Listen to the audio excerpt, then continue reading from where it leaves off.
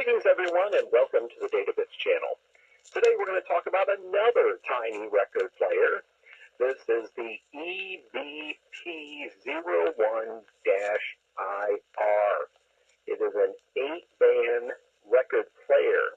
It plays 3-inch records, and it was designed in Japan and made in China, and it is very much a toy. I hope you will stay with us today for today's video to see more about this 8-band record player.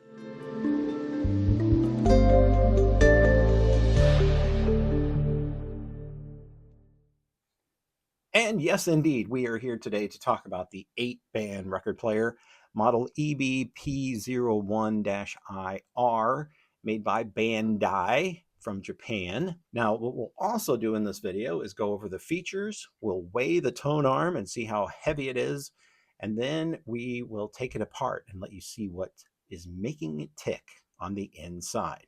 There are a lot of similarities to the Crosley RSD3, which you saw on a prior video. It is almost as if one of these companies copied ideas from the other. Imagine that. Is that really a thing? At the beginning, you saw a record, a tiny record being played, and that is this one. This is the back side of a pocket CDR. I was able to cut grooves in it with my vintage record cutter that was made back in the 40s, I think. The sound quality is not that terrific, but it does cut quite terrifically, as you can see there.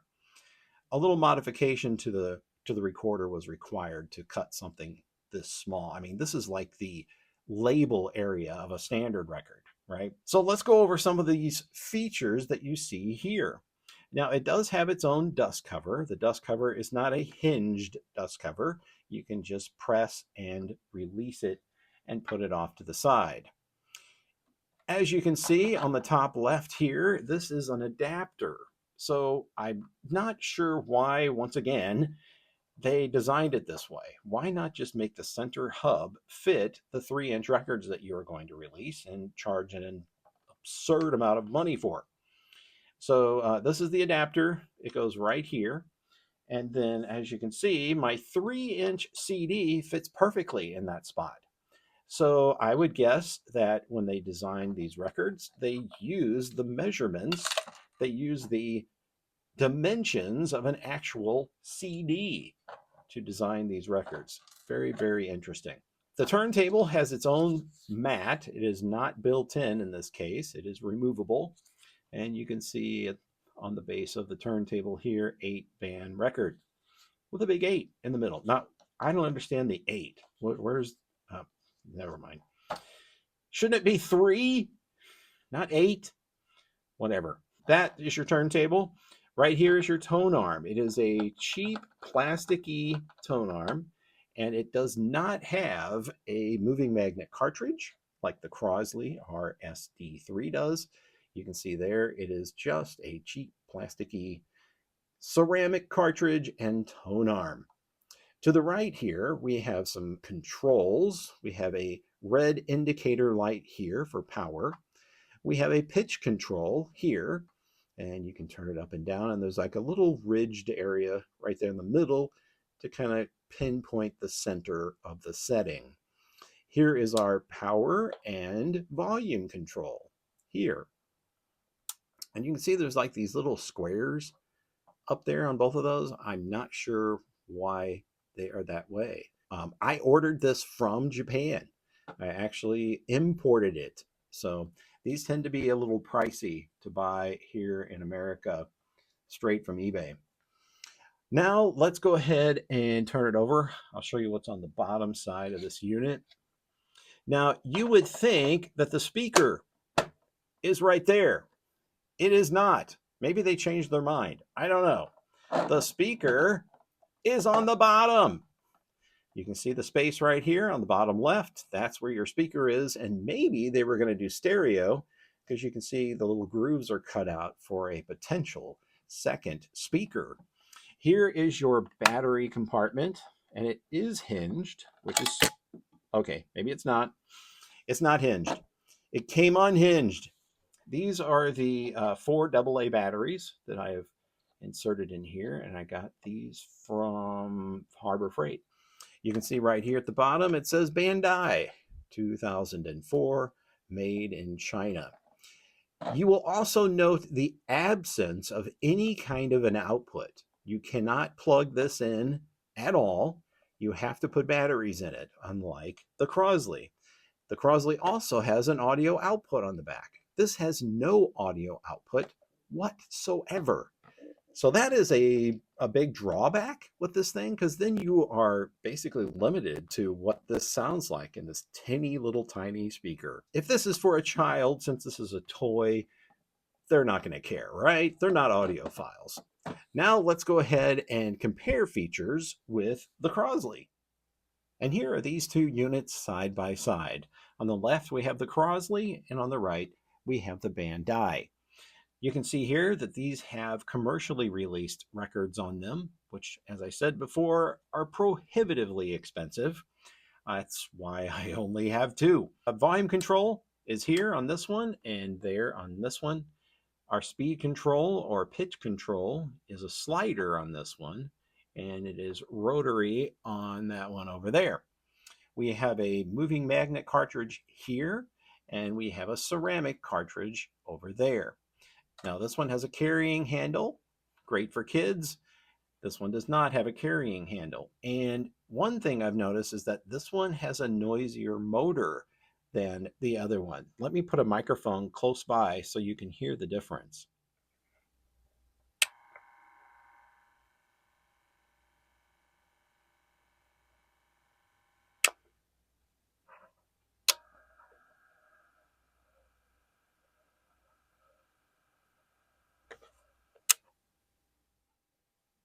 Now you may recall from our prior video about the Crosley that the weight on this tone arm is about 4.3 grams.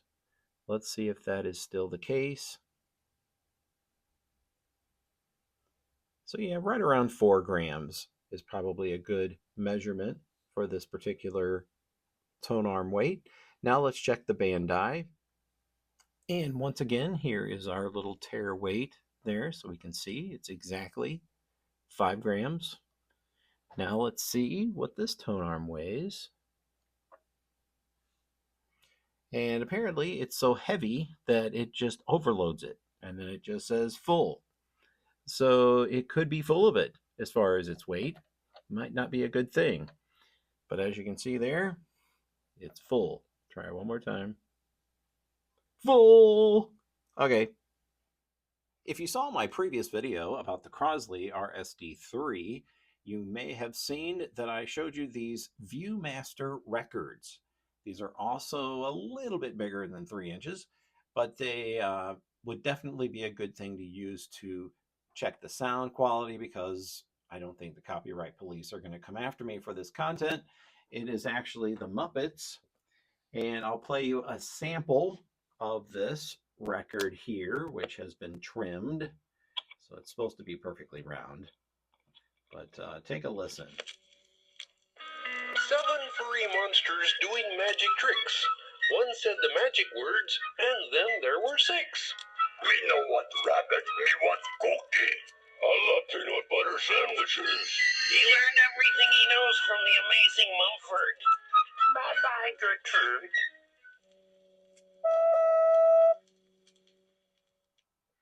Now there's a tone on the record because that tells the machine to pause until you change the image or rotate the image disc. Let's take a quick comparison from that to the same record played on the Crosley. 7 furry monsters doing magic tricks. One said the magic words, and then there were 6. Me no want rabbit, me want cookie. I love peanut butter sandwiches. He learned everything he knows from the amazing Mumford. Bye-bye, Gertrude. So in order to adapt this larger hole to the smaller spindle, I went on the internet and found these little spacers. And these spacers are the exact dimensions needed to adapt the smaller spindle to the standard size spindle for this particular record right here. And now is a good time to take this thing apart and see what makes it tick on the inside. There are approximately 6 screws that must be removed from this thing. There's one here, here, here, here, there, and here. There are 2 screws to remove from the top side, one here and one here. And then you can take this ring off right here, revealing the turntable and the motor spindle right there. You can then remove the turntable.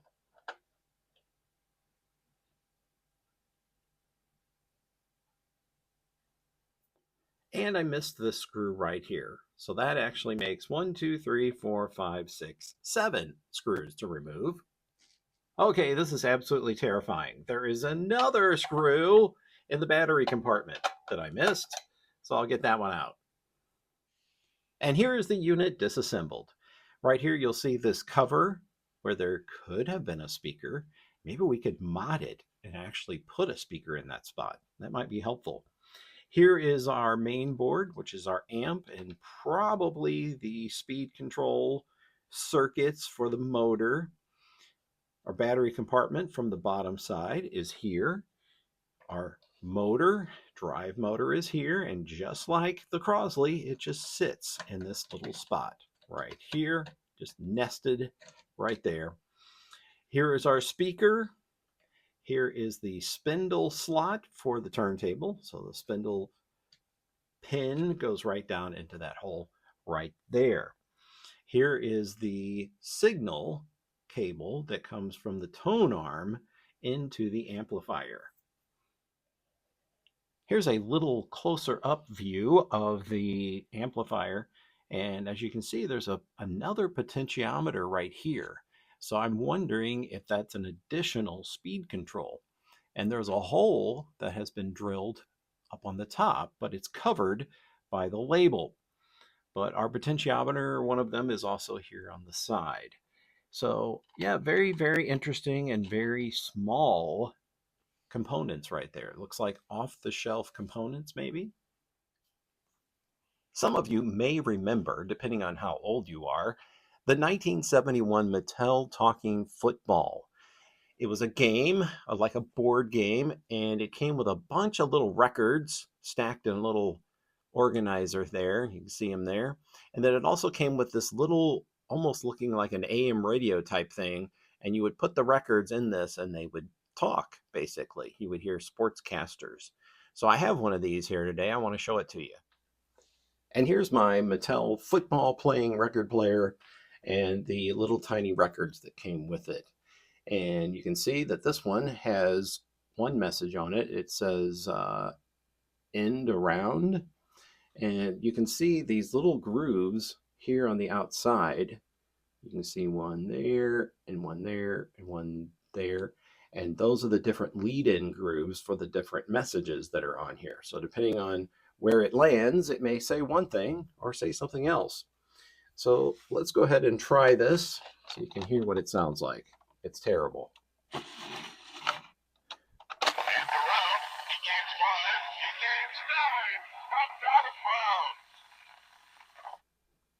don't even know if you can understand what he's saying. Let's try again. And around, he rambled, double reverse, tight end, but the cornerback waiting for it, 2-yard loss. And around, double reverse, back to pass, reverse, tight end, lots of daylight, 20-yard gain. So this operates on one little D battery, and it's very cheaply made, but very cleverly engineered. This thing is practically welded together, so I had to break the weld apart to get it open. But you can see this is a totally mechanical record player. This is what's called the diaphragm here, and that's actually creating sound through a little plastic funnel. And then down inside the record player, you can see there is all of the innards. This is your tone arm here that runs across. We've got a motor right there. And then all of this crazy mechanism right there. So what does the mechanism look like when you put a record in? This is what's going to happen. Watch this. Now we can't hear anything because we have the diaphragm removed. But yep, and then if I push this, it causes the stylus to go back to the beginning. Play again.